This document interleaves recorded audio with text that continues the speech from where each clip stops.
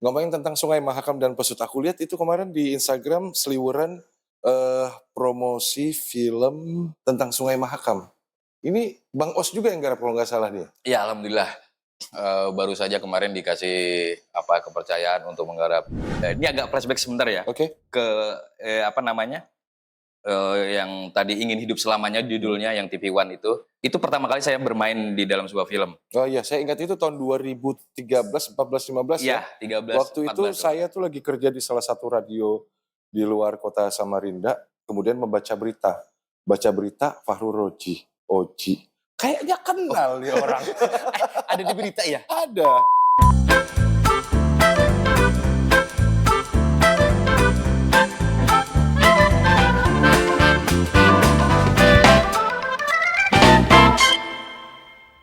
Assalamualaikum warahmatullahi wabarakatuh. Balik lagi di channel Pojok Kisah, podcastnya orang Samarinda. Di podcast ini kita menghadirkan narasumber-narasumber orang-orang yang berkompeten di bidangnya dan pastinya menghadirkan nilai-nilai edukasi untuk bubuhan pian berataan di bubuhan orang Samarinda. Nah, kalau kemarin kita ngomongin seputar seni panggung bersama Buyung Ardiansah, hari ini kita ngobrol bareng sutradara kebanggaan Kota Samarinda. Siapa beliau? Kita kenalan aja langsung. Ada Fathur Roji. Iya, Fathur Roji. Halo, iya benar. Atau biasa dipanggil Bang Oji. Bang Os. Bang Os. Wow, Bang Os. Itu filosofinya Bang Os itu apa? Nggak ada, cuman itu waktu pas di tempat kerja aja ada Tempat kerja. atasan manggil Os gitu. Lebih enak kayaknya. Nah, kali ini kita ada di Citra Niaga nih. Tepatnya di Kongji. Tempatnya nih jos, mantap, enak. Dan sambil ngopi, kita sambil ngobrol sama Bang Os seputar industri perfilman di Samarinda lah ya, pada khususnya. Bang Os mungkin bisa cerita sedikit nih perjalanan karirnya di dunia perfilman. Ya, baik. Terima kasih. Ini manggilnya apa nih? Rio aja. Oh, Rio aja. Rio aja. Rio aja. Ya, sebenarnya terjun ke dalam dunia seni, mengawali itu saya dari teater. Di SMA waktu itu, saya mengikuti sebuah eskul teater, lantas lanjut sampai lulus. Kebetulan ada teater umum yang mau menampung saya. Akhirnya saya banyak mengenal senior-senior di sana. Saya mendalami seni peran dan coba juga pernah menggarap sebuah pementasan dan menyutradari juga. Lalu karena banyaknya berhubungan dengan teman-teman di teater, khususnya waktu itu di teater kampus. Ketika itu ada PH dari Jakarta yang ingin membuat film di Samarinda. Waktu itu kalau tidak salah judulnya Dunia Dalam Negeri. Dunia Dalam Negeri. Dunia Dalam Negeri. Lalu mereka meminta teman-teman teater untuk mencari talent-talent di film itu. Dia membuka open casting di situ. Lantas kebetulan saya ada di situ. Terus menarik nih, ada film layar lebar yang digarap di Samarinda. Kan setahu saya terakhir film itu dibuat di Samarinda tahun mungkin sekitar 1985. Lama ya. Jeram-jeram Cinta kalau tahu. Jeram-jeram Cinta, Itu film pertama betul, yang diproduksi di Samarinda. Mungkin di Kaltim dia. Di Kaltim. Iya, kan di area Mahakam. Betul. Nah, setelah itu saya coba menawarkan diri untuk jadi tim artistik. Karena kebetulan mereka, tim artistik dari Jakarta itu hanya terbatas. Jadi kita dibolehkan untuk magang lah di situ. Ada 2 orang waktu itu magang dan mengikuti proses produksian. Nah, setelah masuk dalam proses produksi itu, ternyata ketika film itu sudah tayang, judulnya berubah menjadi 3 Pencarian Tanggung. Dari Dunia Dalam Negeri. Terus pas rilisnya itu jadi 3 Pencarian Tanggung. Jadi kalau teman-teman bisa search di YouTube, mungkin Rapi Film itu memproduksi 3 Pencarian Tanggung, pemainnya Ringo, Desta, Denis. Wow. Film komedi kan. Bukan kaleng-kaleng nih. Iya, artis-artisnya memang pemainnya dari Jakarta, cuman beberapa figuran itu dari sini. Nah, kecintaan ketika saya tertarik dalam dunia film itu ya dari mengikuti proses magang di situ lah. Selama kurang lebih 10 hari. Itu ada di Samarinda, ada di jalan menuju Jalan Poros Banjarmasin. Waktu itu ada Kampung Bugis yang disulap menjadi Kampung Dayak. Karena memang filmnya berlatar belakangkan cerita tentang Dayak nih, tradisi. Oke. Nah, seperti itu saya masuk ke dalam dunia film. Ini kan kemarin tuh lagi rame film, apa sih film horor tuh namanya? Yang lagi rame sekarang, Saranjana. Saranjana. Itu kan di Kalimantan Timur tuh. Iya, di Nggak Kalsel. menutup kemungkinan para sinias lokal membuat film yang sama, kan? Iya. Ya memang lagi-lagi ini tantangan buat teman-teman ya, apalagi IKN sudah pasti akan Sudah di depan mata. tumbuh, sudah di depan mata. Banyak yang mewacanakan bahwa kita jangan sampai jadi penonton deh, jangan jadi Itu. penonton deh, pasti Betul. begitu ya. Cuman yang jadi permasalahan adalah semua berlomba untuk mengejar standar yang apa yang sudah dilakukan pusat. Tidak ada salahnya, tapi menurut saya kurang tepat kalau kita harus mengejar ekspektasi mereka. Kita ngejar juga, oh seperti ini, oh Jakarta harus seperti ini, oh film ini kayak begini. Nah, yang menjadi kegagalannya adalah teman-teman tidak peka dengan lingkungan sekitar, potensi sekitar. Saya sering tantang teman-teman ketika membuat cerita, ini cerita bisa nggak diproduksi, misalkan ini cerita tentang robot, ini cerita bisa nggak diproduksi di Makassar, di Balikpapan atau di mana gitu, masih bisa. Belum otentik berarti. Oke. Belum ada value-nya ya? Iya, artinya di tempat lain ada soalnya. Ya, artinya kita akan terus mengikuti yang di pusat. Ya, di pusat ini sudah ke daerah-daerah dia untuk menggali potensi. Betul. Saranjana, walaupun itu memang film yang terinspirasi dari sebuah wilayah misterius kota gaib itu kan memang juga dibantu dengan orang-orang yang memang dalam industri perfilman ke sana, hanya saja pemain-pemainnya lokal juga. Ya, betul. Nah, cuman yang jadi masalah adalah ketika orang luar itu datang ke sebuah daerah, otomatis kan dia masih membaca, meraba dan segala macam. Ya contoh aja kalau kita di sini yang tahu aromanya air Sungai Mahakam itu orang-orang yang lahir di Samarinda. Orang kita, ya betul. Nah, itu yang harus kita banyak angkat. Artinya yang dekat-dekat kita, jangan mikirnya tuh yang di luar gitu. Saya biasa memakai peribahasa itu kalau ikan tidak loncat ke daratan, dia tidak akan sadar kalau dia di dalam air. Oke. Itu peribahasa yang sering saya jelaskan ke teman-teman.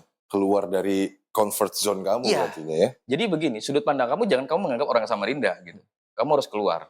Caranya apa? Mengambil sudut pandang orang luar. Apa yang orang luar ingin tahu tentang Samarinda?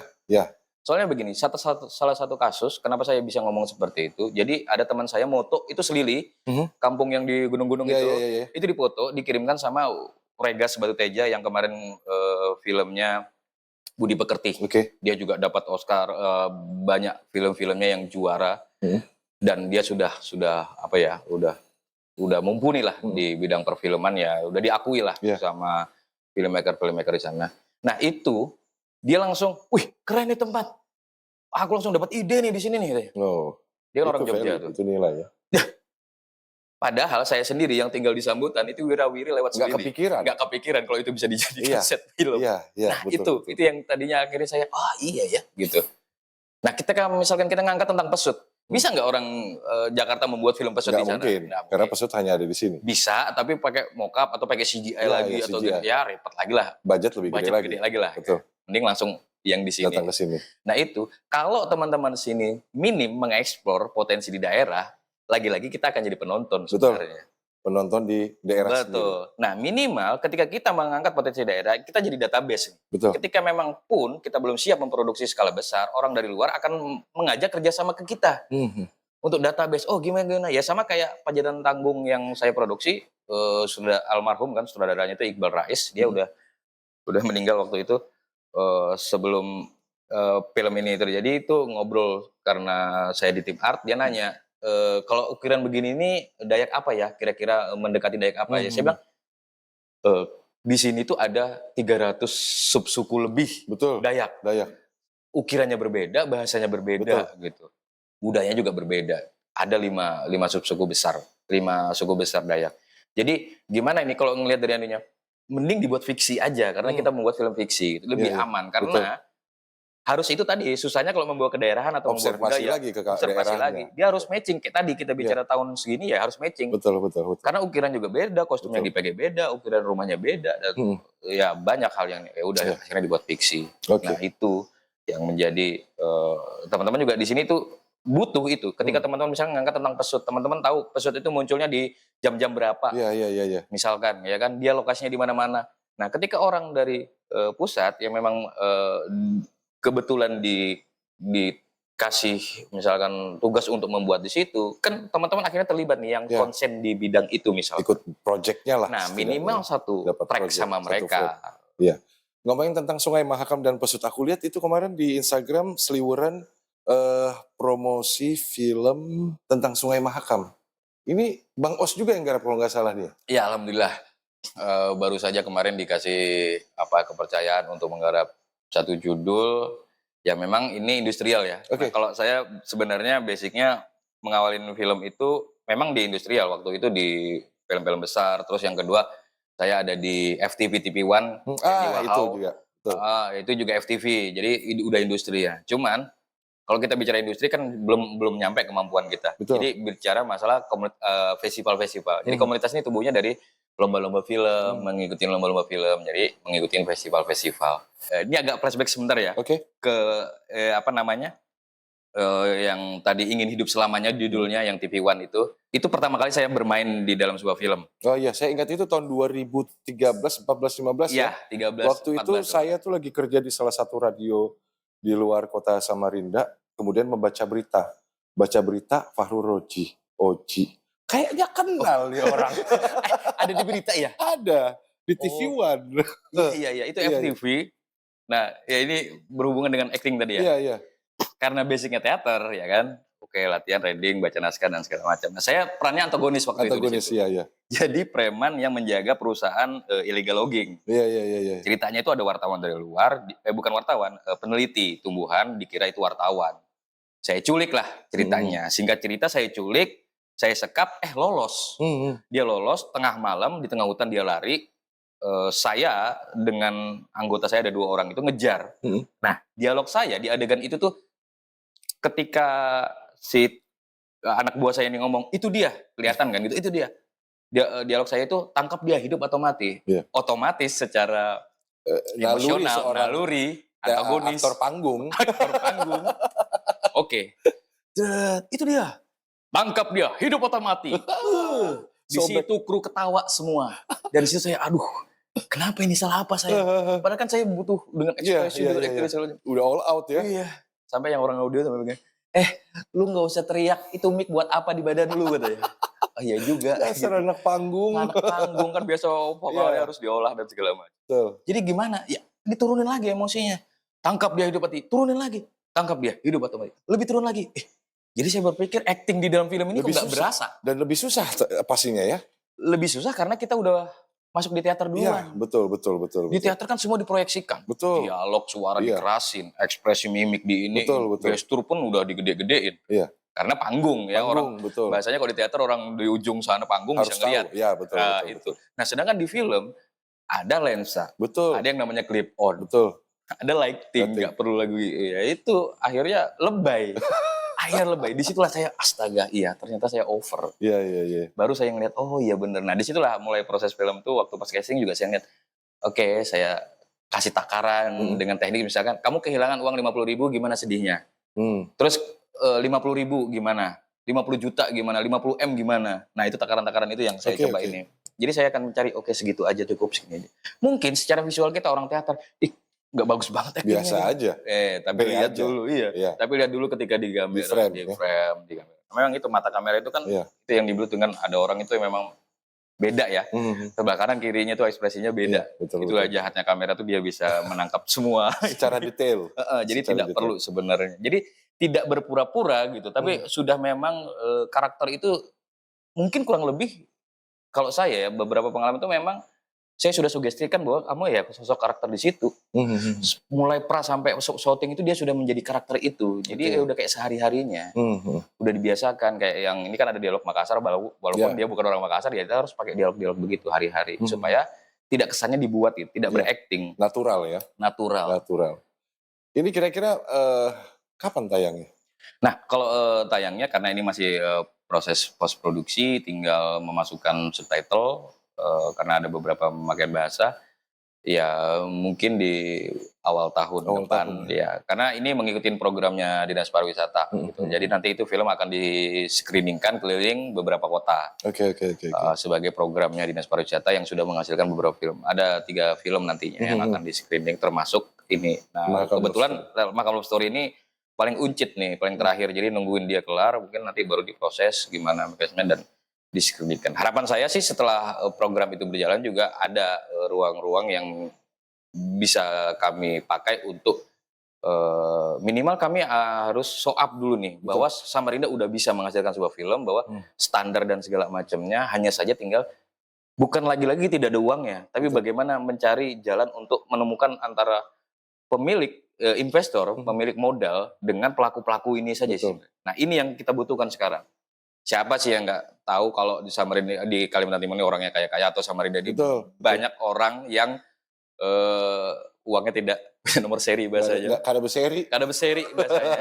Banyak kan. Banyak. Cuman kan dia nggak tahu karena kayak mau buat film ada nggak sih orang-orangnya gitu. Betul. Termasuk juga nanti saya kepinginnya wali kota juga akan nonton. Amin. Nah itu juga di sebuah tempat yang memang mediumnya film adalah bioskop distribusinya, walaupun memang ada bioskop online. Tapi kita pengennya di bioskop untuk lagi-lagi bukan ini ya saya sering memotivasi teman-teman di sana, kita harus show up nih, kita harus muncul supaya kadang-kadang pemerintah selaku pemilik kebijakan ini dia tidak melihat kita itu karena kita tidak muncul. Betul. Bukan dia tidak perhatian sama kita sebenarnya. Dia nggak tahu ada potensi. Dia nggak tahu ada apa enggak gitu. Ya, nah, kalau kita tetap di bawah sedangkan pemerintah di atas, otomatis yang muncul kan yang di jauh di sana nih, yang tinggi. Nah, orang tinggi itu kan pandangannya pasti ngeliat yang di sebelah sana. Betul. Kalau kita nggak muncul juga, ya kita nggak akan terlihat oleh radarnya mereka gitu. Nah, ketika kita muncul bahwa kita ada di sini, Samarinda pernah buat film, ternyata ada setiap tahunnya berapa film, ada sutradara di sini, ada tim-timnya lengkap juga dan segala macam. Nah, otomatis kenapa dianya harus keluar akhirnya kan? Nah, kalau sudah ada begini, lantas pemerintah juga masih ngasih keluar, nah itu salah. Tinggal itu yang perlu dipertanyakan. Iya, itu perlu dipertanyakan. Anak pian dikemanakan, Iya, Pak. betul. Gitu ya kan? Iya. Oke, kalau ngomongin sinias di Samarinda nih, kira-kira harapannya ke depannya gimana? Muncul, itu saja. Berkarya, muncul, lagi-lagi juga, ini kan salah satu subsektor ekonomi kreatif kan, dari Dinas Pariwisata. Secara kreatif, teman-teman sudah, pengkaryaan sudah, tetapi secara ekonomisnya yang belum nih. Betul. Jadi belum bisa disebut dengan ekonomi kreatif di bidang perfilman. Kalau hanya memunculkan screening di festival, udah. Kreativitasnya ada jadi untuk untuk ininya aja, kepuasan hasrat dan keinginannya seorang saja ya. Mengkarya aja gitu kan. Nah, harapan saya sebenarnya di Samarinda juga bisa mengadopsi misalkan bioskop mini khusus untuk film-film pendek yang memang orang nonton film pendek bayar. Betul. Terlepas daripada platform YouTube yang ada ya.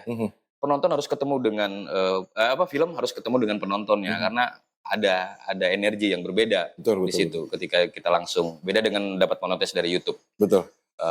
Itu industrinya yang mau dibangun. Jadi memang sudah ada wacana tentang Creative Hub nanti dibuat kayak tempat bioskop mini gitu untuk screening film-film dari Dinas Pariwisata. Itu dibangun di X Bandara Temindung. Nanti akan dibangun Creative Hub di situ. Dan itu macam-macam di situ. Ada tempat nonton, ada panggung untuk ini, mungkin ada kayak tempat-tempat kreatif lainnya yang bisa digunakan.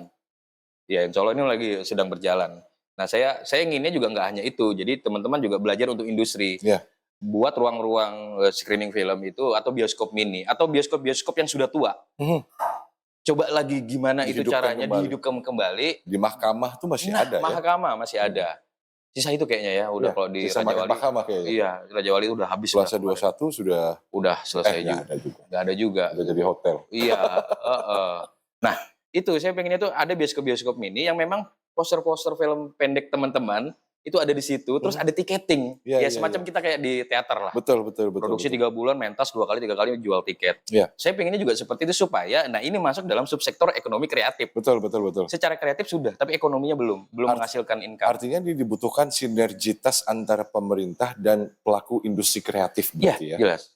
Untuk saat ini mereka sudah sinergi, hanya saja tinggal itu tadi. Ada show up-nya, ada gagasan-gagasan yang memang realistis, maksudnya yang terukur. Apa tahapan tahun depannya harus membuat seperti apa? Kalau saya sih ke teman-teman, ya targetnya anak-anak Samarinda tahun depannya harus bisa membuat kira-kira 4-5 film lah, pendek lah gitu. Supaya tahun depannya lagi kita bisa membuat layar lebar gitu. Saya sampai targetnya begitu. Kalau saya pribadi sih mungkin pemerintah sudah sangat mensupport teman-teman industri kreatif. Teman-teman industri kreatif itu udah jauh kreatif semua orang Samarinda. Yang jadi PR adalah bagaimana cara mendatangkan anak-anak untuk menyaksikan kreativitas teman-teman. Ya. Itu PR terbesarnya. Dan income dari situ, maksudnya dan ekonominya mendapatkan dari gitu. situ. Ya, Jadi ekonomi begini, berjalan. sama saya dulu di teater dari SMA ya, dibilangin sama orang tua, ngapain masuk teater, nggak jadi apa-apa, nggak menghasilkan apa-apa, ya kan? Nah Iya. itu kan jadi nah ketika teman-teman yang sudah memang fokus di anak lighting, anak ini, saya pinginnya itu jadi profesi. Betul. Semakin banyak PH yang membuat film, semakin tumbuh nih. Teman-teman ini bisa jadi profesi nih. Betul. Terus penyewaan-penyewaan jadi rame. Dan itu kan ekonominya tidak hanya ekosistem ininya kan terbangun ya. Ekonominya tidak hanya perfilman itu muncul, misalkan bioskop nih. Ada orang-orang jualan di situ di depannya nantinya pasti. Nah itu banyak aspek yang terbantu oleh gagasan bioskop mini ini misalkan untuk itu. Jadi yang anak-anak memang DOP ya dia udah punya standar harga. Nanti berhubungan dengan itu lagi, sertifikasi dan segala macam. Betul. Kadang-kadang kamu biasanya berapa? Aku nggak tahu ya sesuka kamu. Nah itu kan kasihan juga. Tapi kalau dia tanam, kamu kerjanya apa? Bikin film, apa hasilnya? Nah ya. Betul. Tapi kalau setiap tahun dia misalkan gajinya itu bisa dia 6 bulan tidak bekerja gitu kan. Itu kan luar biasa. Asli jadi profesi. Satu proyek untuk 6 bulan. Iya misalkan. Selebihnya santai di rumah. Nah akhirnya yang lain ini kan makin, ada profesi seperti itu. Iya. Gitu. Nah ini kan yang kita harapkan juga PH-PH itu akan bermunculan. Betul. Bahwa industri perfilman itu saya bilang, karena saya bukan karena terjun di bidang perfilman ini saya membanggakan itu. Amerika itu kalau tidak salah, sekarang saya tidak tahu, itu dulu nomor 2 untuk pemasukan negaranya dari perfilman. Betul. Hollywood. Betul. Yang pertama adalah senjata. Yang pertama jual beli perdagangan senjata, yang kedua adalah perfilman. Bayangkan. Betul. Itu gimana dia bisa untungnya itu kan udah pasti tuh. Nah Indonesia belum bisa masuk dalam kata industri karena memang range-nya juga berapa sih? Sama Bollywood aja kita masih jauh. Tinggal jauh. Iya. Itu Bollywood itu setahun dia menghasilkan berapa film coba. Mulai dari grade-nya A sampai Z dia produksi rame. Tapi kan hidup ekonominya. Kita nggak bicara masalah keren dan segala macam, tapi kita bicara masalah ekonominya nih hidup semua. Orang penyewaan hidup, yang nyewakan lighting hidup, ada yang bisa anak artnya yang properti bisa hidup. Anak make up-nya juga nggak hanya make up weddingan, dia bisa make up karakter dan segala macam. Dan bisa jadi profesi. Nah ketika jadi profesi, kita tidak akan kehabisan generasi. Ya. Kadang-kadang, wah ini anak art ya itu aja lagi. Makanya diproduksi film ini, anak lighting itu lagi. Ya karena belum jadi profesi, belum menarik juga bagi orang. Padahal, nah itu tadi yang saya sayangkan juga ISBI itu berhenti kan. Tapi katanya tahun ini akan ada lagi. Nah dari mahasiswa-mahasiswa jurusan yang itu tuh yang menghasilkan sebenarnya SDM kita makin banyak. Semakin banyak SDM yang produktif, otomatis semakin menekan biaya produksi kita untuk di internal produksi. Tidak perlu lagi rekrut orang luar. Tidak perlu lagi rekrut orang luar, tidak perlu lagi biaya yang mahal-mahal. Memang ya kalau dibilang membuat film itu murah, ya nggak ada murah-murahnya. Iya. luar biasa lah. Puluhan lah. Membuat seperti saya kemarin itu udah hitungannya udah puluhan. Beberapa film itu bahkan sampai ratusan. Hanya untuk film pendek loh. Makanya kenapa film lebar itu bisa 3M, 5M. Betul. Itu produksinya ya. Produksinya. Tapi keuntungannya itu bisa sampai melebihin.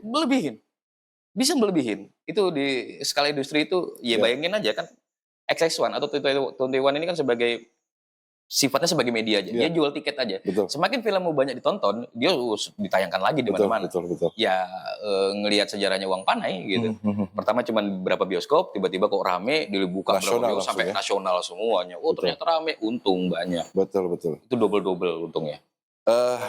Pesan nih buat anak-anak generasi penerus para filmmaker atau para sinias di Samarinda deh. Ya. Kalau untuk teman-teman filmmaker di Samarinda sebenarnya lebih kepada ya semangat kolaborasinya yang pasti harus tetap dibangun. Ya ini nggak apa-apa ya sekedar curhat. Nggak apa-apa. Karena saya belajar filmnya ini jadi jalanan ya, bukan dari kampus, bukan dari memang jurusan perfilman, tapi saya dari jalanan, dari ikut magang dan segala macam.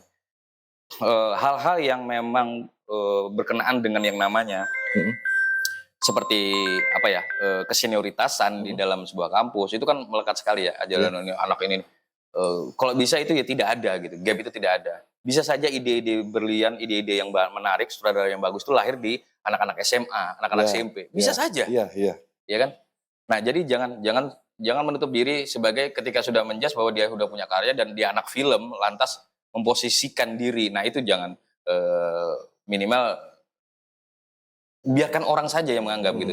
Tidak butuh pengakuan sebenarnya. Betul. Yang penting lakukan saja gitu. Lakukan saja, support siapa saja yang membuat film khususnya di Samarinda, support saja. Ada ini ayo ngibung, dan orang-orang mungkin yang nanti akan menonton video ini, teman-teman di luar sana yang memang punya komunitas film atau ini itu bisa saja mengunjungi teman-teman di Instagramnya di Layar Mahkamah, itu kumpulan teman-teman film. Misalkan dia keterbatasan teknis ya, tidak bisa membuat film. Nah, ya bisa maksudnya nge-follow atau ngobrol, dan kita juga ada sharing, namanya Asosiasi Filmmaker Samarinda, kami punya grupnya juga. Ya itu biasa cuman ngobrolin masalah itu. Jadi kalau ketika teman-teman yang nggak punya lensa, nggak punya ini, kita bisa tuker-tuker. Ya, nggak ada dananya, ini gimana? Ini apa nih, pengkaryaan atau project? Pengkaryaan aja untuk festival. Oke, kita bantu dan segala macam. Itu lebih kepada itu sih, membuka diri untuk siapapun itu, tidak memandang siapapun dia. Mau SMP, mau SD, misalkan dia punya ide menarik atau dia punya kemampuan gitu ya ayo bareng. Karena kalau nggak seperti itu, ya kita akan terkotak-kotak lagi. Betul. Saya tidak ingin di zaman saya di teater itu sama seperti di film. Terjadi lagi ya. Iya. Saya sih sudah merasakan yang seperti itu, biasa lah ya, kotak-kotak antara Samarinda, Tenggarong, dan kotak-kotak itu biasa. Tapi saya selalu menjalin komunikasi ke mereka-mereka. Lagi garap ini di pasar lagi garap produksi, saya support. Oke, bagus segala macam. Demikian pula mereka juga akan mensupport seperti itu. Betul. Dan harapannya ketika di sini rame, nah buat apa lagi nih orang-orang Jakarta? Paling dia tinggal cari orang di daerah mana yang kamu. Akhirnya teman-teman di sini akan bekerja misalkan di Rapi Film, di Soraya Film, atau di Falcon atau di mana. Daripada mereka meng-hire orang sana datang sini dengan biaya yang besar, mending orang sini saja. Mending orang sini saja. Secara SDM, kualitas pendidikan, sama. Insya Allah teman-teman sudah paham. Ya. Insya Allah teman-teman skillnya juga mumpuni.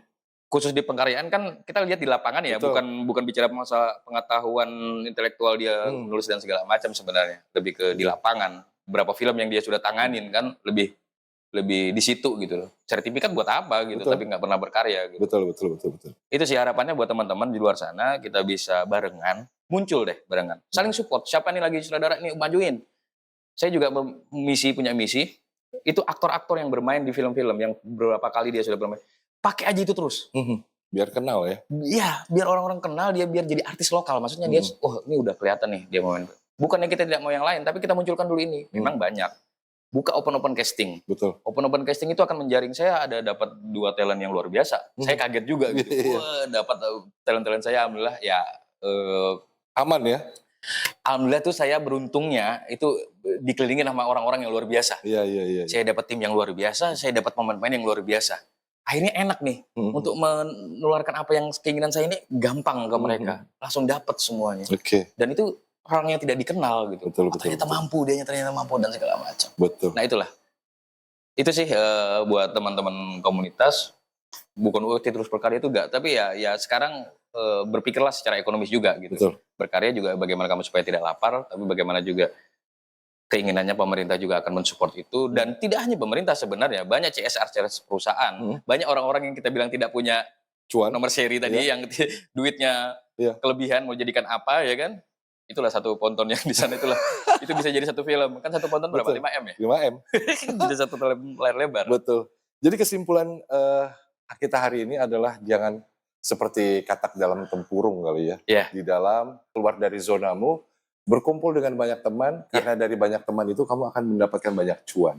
Kemudian yang paling penting adalah dari cerita ini adalah nggak semua kita bisa menjadi seorang sutradara untuk menghasilkan sebuah film. Di belakangnya ada seorang lighting ya. Iya, kameramen, make up dan lain sebagainya. Jadi jadilah versi dirimu sendiri. Kita ketemu lagi di Pojok Kisah episode berikutnya. Terima kasih Bang Os.